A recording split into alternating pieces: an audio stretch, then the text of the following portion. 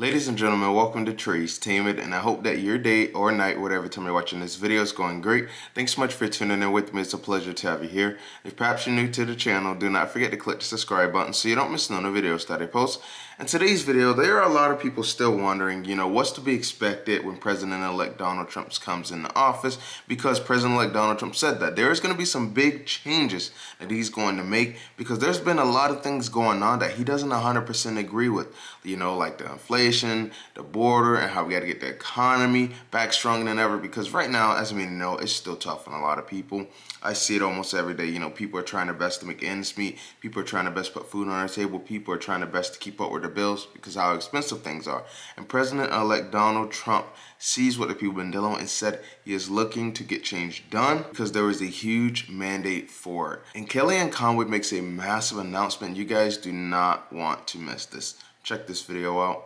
When we were in the White House together, remember there were some of our colleagues trying to improve the technology in this department or that agency, and they simply didn't have the hardware to sustain the software. People say that the federal government is asking me to fax in information. Nobody has a fax machine anymore. So Wow. Even getting us into the 20th century would be a good idea, and I think they can do it. That's going to be automatic cost savings. But look, Larry, whether it's crypto, AI, energy independence, drill baby drill, inflation, these reconciliation packages.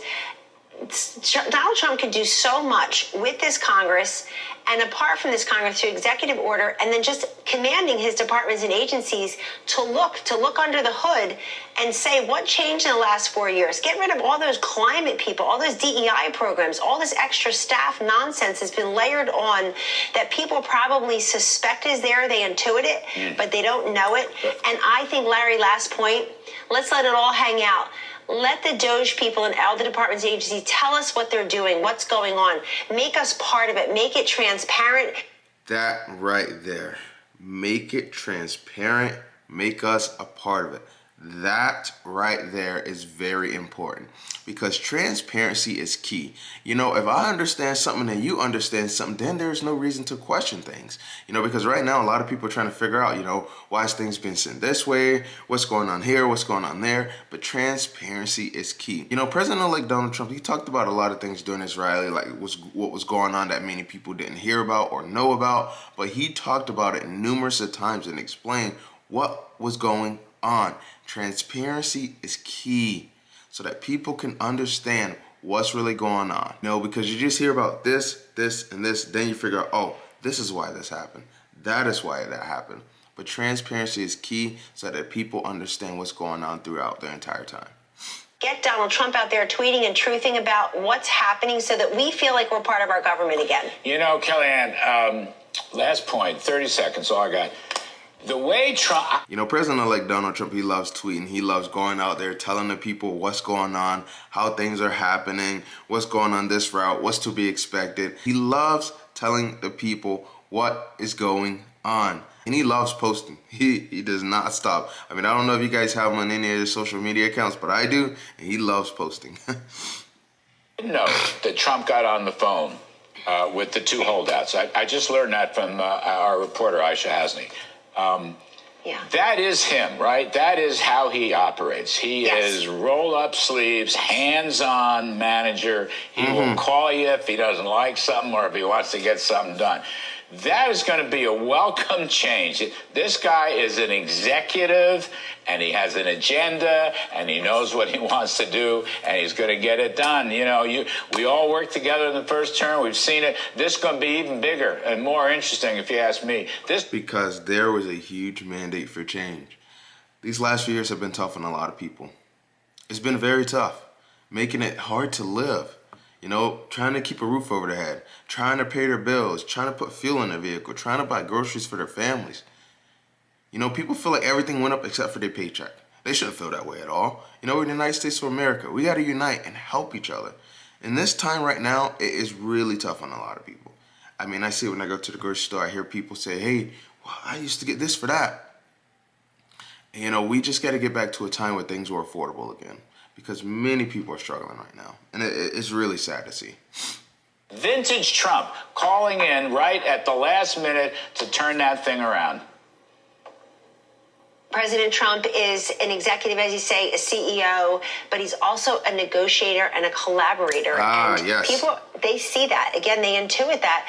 Larry, I think there's hopefulness that we can pick off a couple Democrats in the House, maybe even a John Fetterman in the Senate and some others who are saying, you know what, I didn't vote for the Tax and Jobs Act the first time, but it's benefited my district. It's helping. I gotta say, Senator John Fetterman actually surprised me too, because I feel like right now what's going on is people are so separated and so divided for the wrong reasons that they shouldn't be, just because someone believes in this, someone believes in that, it shouldn't be separated at all.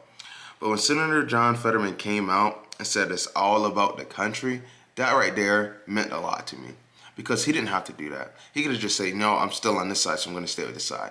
But he said it's all about the country. And it's about working together. We can resolve issues together, even if we believe in something different. We can come to a conclusion together. That really surprised me, because I did not expect that at all. Because I talk about it so many times, and then he said it. We can resolve issues together. We can work together. We got to stay united, because we're the United States of America. Listen, at the end of the day, if he believes in something, I believe in something, we can come to a conclusion together. We're not supposed to not like each other. We're not supposed to dislike each other. It shouldn't happen that way. Businesses in my state. What's all this anti-fracking, war on fossil fuel, pausing the LNG permit stuff? I'm going to take a look at that now. I'm hearing complaints as a Democrat from my constituents on immigration and border and security. I think I'm going to vote for some of this. I think we have a great moment for there to be bipartisan support for what's truly an America First agenda. And President Trump, he'll negotiate with Democrats. And listen, he called. You know what he did? He called those folks today, Larry, and he said, what do you need? In other words, what's the holdout? Instead of being punitive, as I know other presidents and their chief advisors. And President-elect Donald Trump, he's putting the right people in the right position to make sure that things get taken care of the right way. It's been too tough on a lot of people. And there's been a lot of things that need to be changed. Like over these last few years, there's been a lot of changes that have been made. And things happening to innocent people that shouldn't be happening. And all that stuff got to get turned around and changed.